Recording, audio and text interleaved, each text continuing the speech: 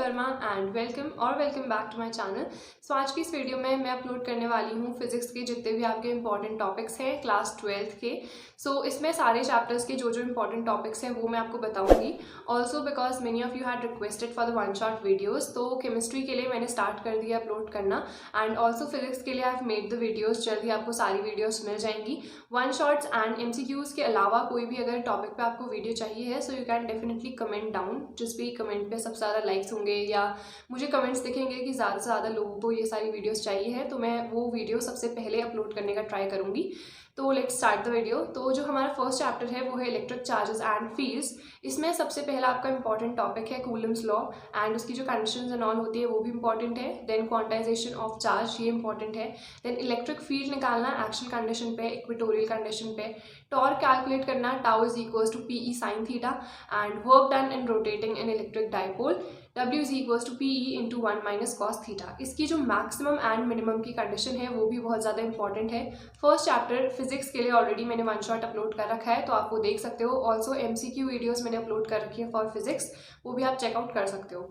Also I have started uploading for chemistry and maths का complete मैंने पूरा syllabus करा रखा है। जो भी आपके MCQs हैं पर चैप्टर वो मैंने अपलोड कर रखे हैं। ऑल्सो जो सैम्पल पेपर है वो भी मैंने सॉल्व करा रखा है तो आप वो भी चेकआउट कर सकते हो। देन इसके बाद इसमें कुछ और इंपॉर्टेंट टॉपिक्स हैं जैसे कि गॉस लॉ एंड उसके जितने भी आपके एप्लीकेशंस होते हैं।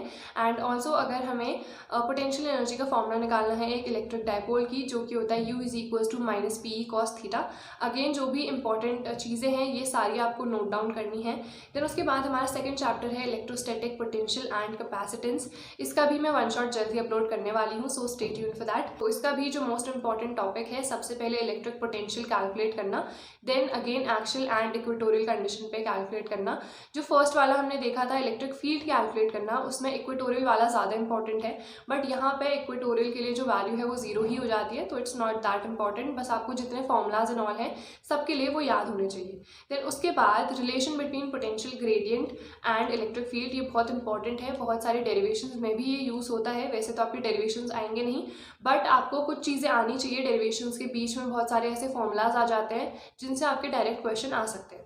देन उसके बाद है इक्विपोटेंशियल सरफेस, इंपॉर्टेंट है। उसके बाद capacitance of a parallel plate capacitor, जो कि है C is equals to A epsilon naught into K upon D।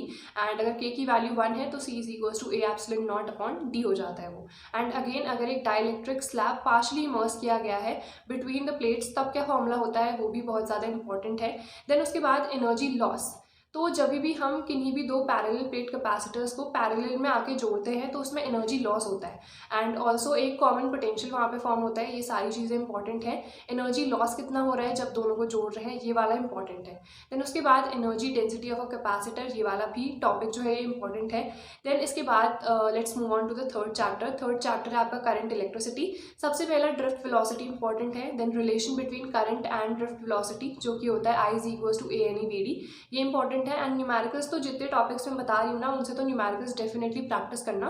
भले आपके जो सैम्पल पेपर है उसमें ज़्यादा न्यूमेरिकल्स नहीं पूछे गए हैं, न्यूमेरिकल्स आपके कम ही आने वाले हैं, बट स्टिल न्यूमेरिकल्स को प्रैक्टिस करना। एंड जो ये इंपॉर्टेंट टॉपिक्स हैं इनके तो डेफिनेटली आप न्यूमेरिकल्स को प्रैक्टिस करना।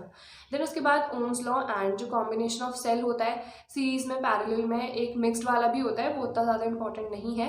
देन उसके बाद Kirchhoff law, meter bridge, then potentiometer. Also potentiometer की सेंसिटिविटी होती है, कुछ छोटी छोटी चीज़ें आती है पोटेंशियोमीटर में ही कि जो वायर है वो किसकी बनी होती है। तो ये सारी जो छोटी छोटी चीज़ें हैं ना ये आपको ध्यान में रखनी है बिकॉज MCQ के फॉर्म में वो आ सकती हैं।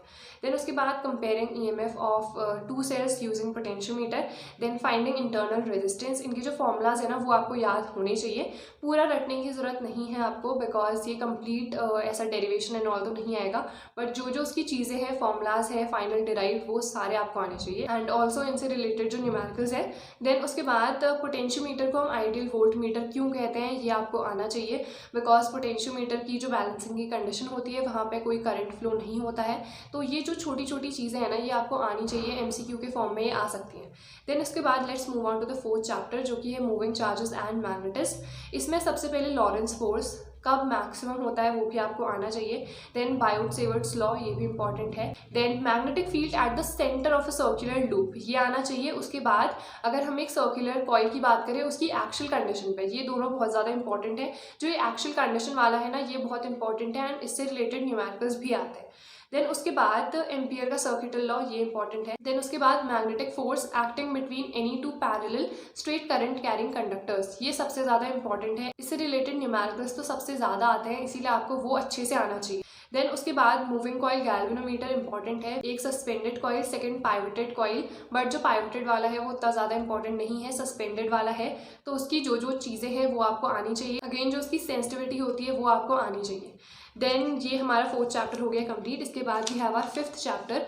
5th चैप्टर है हमारा मैग्नेटिज्म एंड मैटर, एंड इसके जो जो इंपॉर्टेंट टॉपिक्स हैं वो सबसे पहला है torque acting in current carrying loop which is kept in a uniform magnetic field, तो ये वाला इंपॉर्टेंट है। देन उसके बाद magnetic dipole of revolving electron, तो ये बहुत ज़्यादा इंपॉर्टेंट है बिकॉज लाइक मैग्नेटिक मॉडल भी इवन आता है अगर एटम का पूछा जाए, इलेक्ट्रॉन का। वैसे तो लेंथी क्वेश्चन में आता था, बट यहाँ पे जो फॉर्मूलाज एंड ऑल होते हैं उनका डेरिवेशन वो आपको आना चाहिए। देन मैग्नेटिक मॉडल मैंने आपको बता दिया। Then elements of earth's magnetic field, ये पहले 3 मार्क्स का क्वेश्चन आता था डायरेक्ट आपका थ्योरी वाले पोर्शन में, बट अब थ्योरी तो है नहीं, तो जितने फॉर्मूलाज एंड ऑल है वो आने चाहिए। एंगल ऑफ डिप क्या होता है, देन एंगल ऑफ डिक्लाइनेशन हो गया, एंड जो हॉरिजॉन्टल वाला कंपोनेंट होता है अर्थ के मैग्नेटिक फील्ड का वो ज़्यादा इंपॉर्टेंट होता है। देन जो हॉरिजॉन्टल कंपोनेंट होता है वो BH is equals to B sin theta, and then इनका ही एक फॉर्मूला बनता है tan थीटा का, वो भी बहुत ज़्यादा इंपॉर्टेंट है। उससे आप थीटा जो कि हमारा एंगल ऑफ डिप है उसकी वैल्यू कैलकुलेट कर सकते हो। तो ये सारी चीज़ें इंपॉर्टेंट हैं। उसके बाद है हमारा इलेक्ट्रोमैग्नेटिक इंडक्शन यानी कि EMI। इसमें EMI की डेफिनेशन वो इंपॉर्टेंट है। फैराडेज लॉ होते हैं इलेक्ट्रोमैग्नेटिक इंडक्शन के, वो इंपॉर्टेंट है। 2 लॉज होते हैं, सेकंड लॉ को लेंस लॉ कहते हैं, फर्स्ट को न्यूमैन्स। तो ये जो छोटी छोटी चीज़ें हैं ये आपको आनी चाहिए। Then self and mutual induction दोनों इंपॉर्टेंट है। Eddy current and eddy current के जो यूजेस होते हैं वो भी इंपॉर्टेंट है। देन उसके बाद मोशनल EMF का जो फॉर्मूला आता है उससे रिलेटेड न्यूमेरिकल्स, ये इंपॉर्टेंट है। देन उसके बाद AC की अगर हम बात करें तो RMS वैल्यू जो आती है AC की वो वाला। देन उसके बाद इम्पीडेंस तो सबकी ही बहुत अच्छे से देख लेना।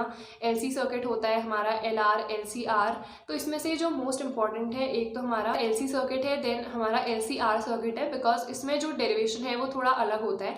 बाकी LCR वाला मोस्ट इंपॉर्टेंट है, LC वाला भी इंपॉर्टेंट है, LC ऑसिलेशंस भी इंपॉर्टेंट है, बिकॉज इसमें जो चीज़ होती है थोड़ी सी डिफरेंट होती है, बिकॉज यहाँ पे मैग्नेटिक एनर्जी इलेक्ट्रिकल एनर्जी में कंटिन्यूसली चेंज होती रहती है, तो उसकी वजह से ऑसिलेशंस होते हैं। तो ये चीज़ें इंपॉर्टेंट है इस वाले में। देन जो एवरेज पावर आती है सर्किट की वो चोक कॉइल, ट्रांसफार्मर की जो वर्किंग है, जो उसका फॉर्मूला है, एफिशिएंसी है, ये सारी चीज़ें बहुत ज़्यादा इंपॉर्टेंट है। एनर्जी लॉस कब कब होता है ट्रांसफार्मर में, this is also very important topic.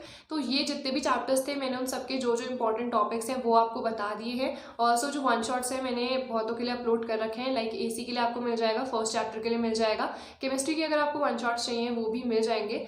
अभी अगर आपको चाहिए मैं सारे चैप्टर्स के लिए 1 शॉट एंड MCQ वीडियोस बनाऊं तो मैंने स्टार्ट कर दिया है, जल्दी सबके लिए मैं बना दूंगी, so just stay tuned for that. Also इनके अलावा अगर किसी भी पर्टिकुलर टॉपिक पे आपको वीडियोस चाहिए so you can just comment down. So that's all for today's video. I hope this was useful for you. Don't forget to like, share and subscribe to my channel, and I see you guys in the next video. Till then take care.